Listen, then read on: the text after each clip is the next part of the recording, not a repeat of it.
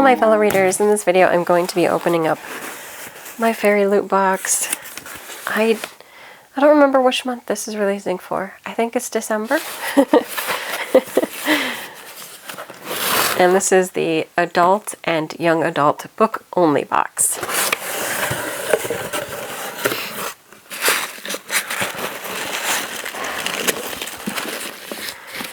So far the books that I've completed from FairyLoot have been okay. Like, none of them have been my favorite book ever. But none of them have been like terrible to where like I couldn't stand it. And I think most of them have been romantasy. I mean, the YA ones are harder to judge, but I don't know. We'll take a look. Do you need to see this again? This cute little outside one, and the back of the book sleeve says happy reading. So I don't know which one this is. I don't know what I grabbed. So we'll find out. I don't know if it's the adult one or the YA. Oh, I think this is the adult one. So let me make sure. Yep, the adult book only box. Yep, and this is the December 2023 one. So yay, I remembered where I was in my schedule.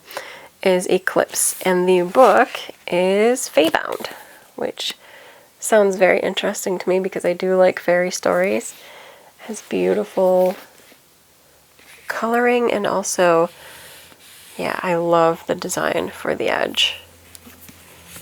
And it goes really well with the cover. Gorgeous. Let's take a look underneath. Underneath you have this artwork. Lovely. And then I think it's this way, the naked book is also lovely. There's the inside when it's signed here. Let's see if the back, yep, the back is different art as well.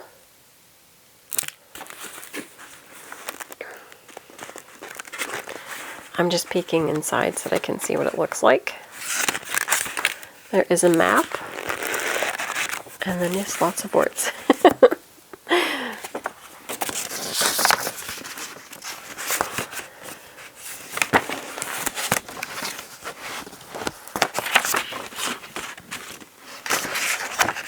Trying to be so gentle, but I feel like I'm being pretty rough. So let's see, the inside postcard says, our featured book of the month is Faybound by Sarah El Arifi. If I said your name wrong, I apologize. I will try to find out when I do my review how it is pronounced correctly. A tale of two sisters forced out of the elven lands and into the terrifying wilderness, only to discover the seductive Fae court, which has not been seen for a millennium. Nice. Okay. Let me read the inside flat part, which I want to get more meat of the story, like what's actually happened. Yuran was born on the battlefield, lived on the battlefield, and one day she knew she'd die on the battlefield. As a warrior in the elven army, Yuran has known nothing but violence her whole life. Her sister Lettel is trying to make a living as a diviner, seeking prophecies of a better future. When a fatal mistake leads to Yuran's exile from the elven lands, both sisters are forced into the terrifying wilderness beyond their borders. There they encounter the impossible, the Fae court. The Fae haven't been seen for a millennium, but now Yuran and Lettel are thrust into their seductive world, torn between their loyalty to each other, their elven homeland, and their hearts. Faybound is the first book in an enchanting new trilogy from the Sunday Times best-selling author of The Final Stripe, which I've never read. So hopefully this is good.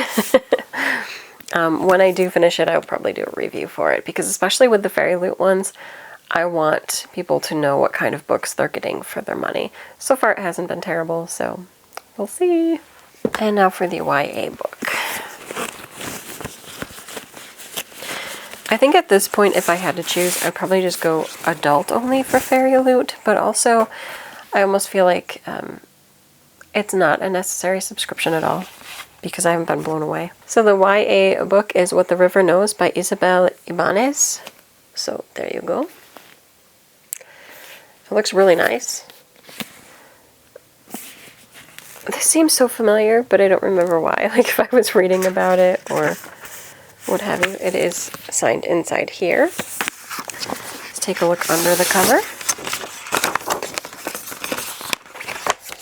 Oh no! There we go. There's the artwork under the cover. The gorgeous naked book. Very nice.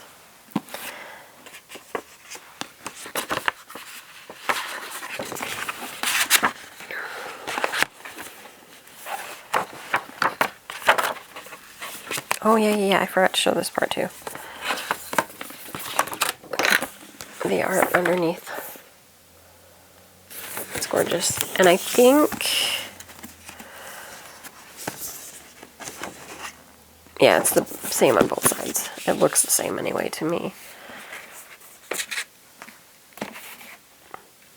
The postcard reads, What the River Knows. Our featured book of the month is What the River Knows by Isabel Ibanez. It's an immersive historical fantasy set in Egypt and filled with adventure, a rivals to lovers romance, and a dangerous race. Sounds interesting. Let's read from the flap to get a little bit more detail. In the glittering society of 19th century Buenos Aires, Inés Oliveira has everything except the one thing she really wants, her parents, who frequently leave her behind on their globe-trotting adventures. Then she receives a terrible letter. Her parents have passed away in mysterious circumstances. Determined to uncover the truth, she set sail for their last port of call, Cairo, bringing only her sketch pads and an ancient ring that her father sent to her for safekeeping. But upon her arrival in Egypt, the ring flares with ancient magic, and Inés is thrust. Why do I keep saying thrust is thrown? Is thrust into a treacherous game that could threaten her life, and into the path of her new guardian's infuriatingly handsome assistant, who seems determined to thwart her at every turn. The Mummy meets death on the Nile in this lush historical fantasy set in 19th century Egypt, filled with adventure as a rivals to lovers romance and a dangerous race. This sounds really interesting, but that whole part with the ring and everything also sounds like this other book that I read. And now I can't remember what it was, but it seems so much like that. There was like the whole ring and but it was the one, I don't know if anybody else remembers. I feel like it was based on like either Dracula or one of the classic stories. I feel like it was loosely based on Dracula, but that whole thing with the ring like reminds me of that.